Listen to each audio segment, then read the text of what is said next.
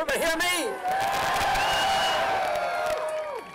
I'll repeat my statement about bicycles. I love bicycling. It's too bad we don't have a little bit more time. I'd love to ride around the campus, but I see a lot of bicycles and a lot of people tonight, and that is wonderful. So that reassures me that the revolution is alive and well at UC Davis. That is wonderful. And believe me, we really need a revolution because we're not going in the right direction. This country has drifted off, so it's time that we change the direction of this country. We don't have to invent anything new. Why don't we just pick up where the founders sort of steered us? Individual liberty, that's what we want. That's what it's all about. Now, if you emphasize individual liberty, you solve all the problems. And one thing that we could have prevented our problems in this country would have been if we had followed the Constitution. That would have helped.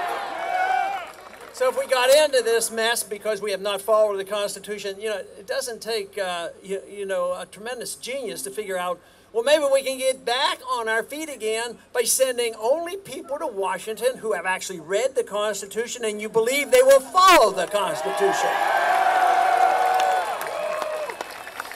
Instead, today we have a Congress that doesn't pay much attention. They don't probably even know, most of them, what Article 1, Section 8 is all about, and all the restraints our courts legislate, our executive branch legislate.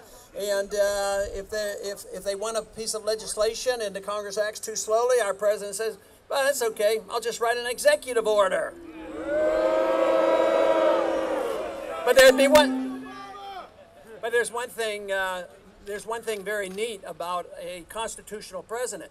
All the legislation that has been passed by executive order would be repealable by an executive order.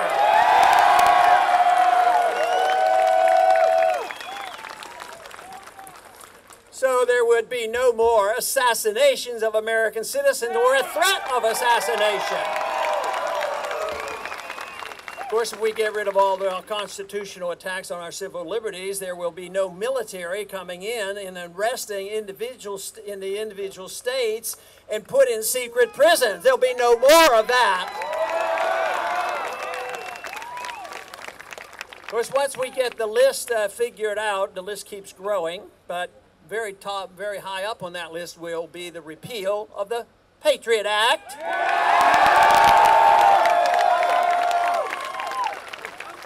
Of course, in there is a lot a president can do, a constitutional president can do by issuing legal executive orders.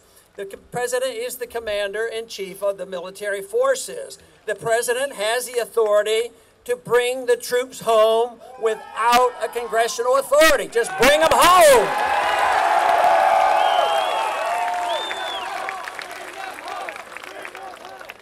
I'm not talking just about the Middle East. I'm talking about Germany and Japan and Korea and Africa. And in the meantime, you know, what they're trying to convince us of is that maybe we can back off a little bit on that, but now that we've declared war against the world with the global war on terrorism, they figure that from New Mexico or from Washington, D.C., they can have a drone war and kill anybody they want around the world. I think the drone war ought to cease. And of course, there are many who think the drone war ought to be applied to American citizens. There is a plan now to have over 30,000 drones flying over this country. Of course, they have to be very busy. You know, there's a lot of laws on the books, and there were 40,000 new ones put on in January, and they think the solution is, this compulsion is, we have to enforce all these laws. I have a better solution. Why don't we repeal those laws, plus more?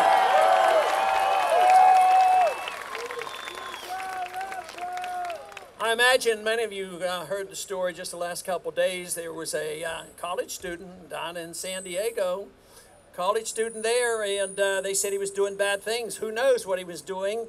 But he was in the state of California. If there was any disobedience to law, it used to be that the policeman had something to say about this. But who barged in? It was the DEA, arrested a bunch of young people for whatever suspicion they had. But what did they do? They put them in prison. Most of them got released, but they forgot about one. 5 days in prison, no water, nearly died, was in intensive care for 3 days. The DEA has no authority to be law enforcement in any state whatsoever.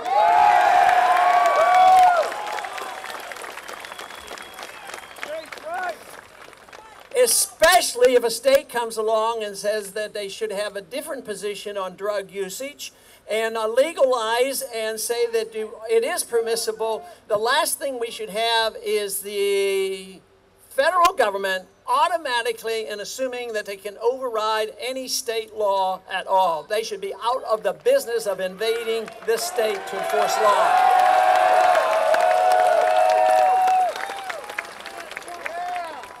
Of course, the real problem with the whole war on drugs, it does no good whatsoever. The war on drugs is a lot more dangerous than the drugs themselves. And if they truly were concerned about addiction, they'd have to be a lot more concerned about prescription drugs because that's where most of the addiction is. And if they cared about the practical effects of prohibition, why don't they go back and read history? Why don't they read what it was like in the 1920s and why the American people thought, well, this is foolish. This repeal is silliness about prohibition. Let the people decide what is best for themselves. That is what is supposed to be done. But today we live, the way I see it, it is a period of lawlessness, and our government acts outside the law. Instead of the law protecting your privacy, they invade and destroy your privacy, like the Patriot Act undermines the Fourth Amendment. But do we have openness of government? No, we have secrecy of government. We pass laws that are supposed to protect whistleblowers, but if they do any whistleblowing and reveal some information that they want to be held secret, they get into trouble and they get thrown in jail and they lose their jobs. It should be the other way around. We want privacy for the people and openness of our government.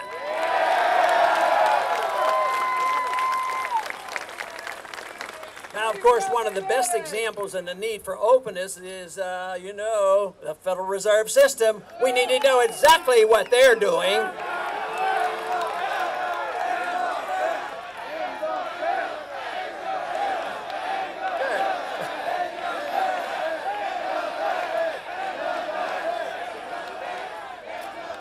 Like I say, that's a very good idea. But, we can't end the Fed in one day, but the Fed will eventually end itself because it's embarked on a destruction of the currency. But in the meantime, why aren't we permitted to legalize constitutional money and allow people to use gold and silver as a currency?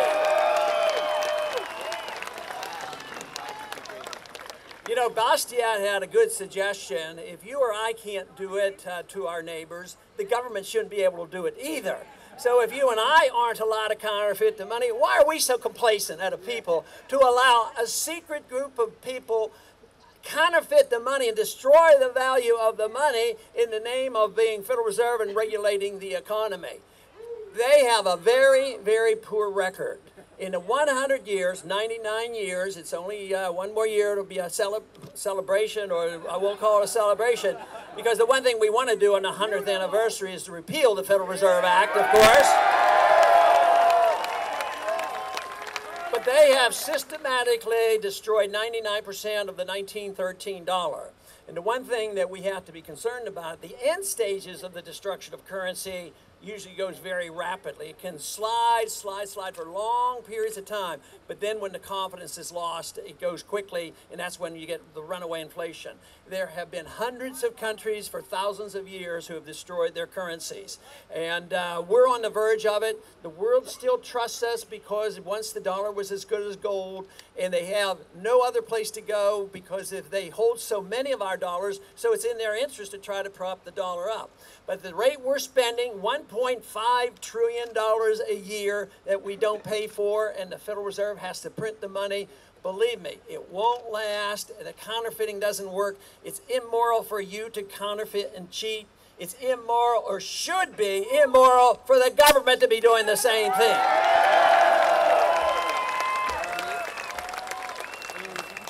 But the Federal Reserve is an instrument for the growth of big government as well as an instrument for the undermining of liberty. The more government grows, the less liberties we have.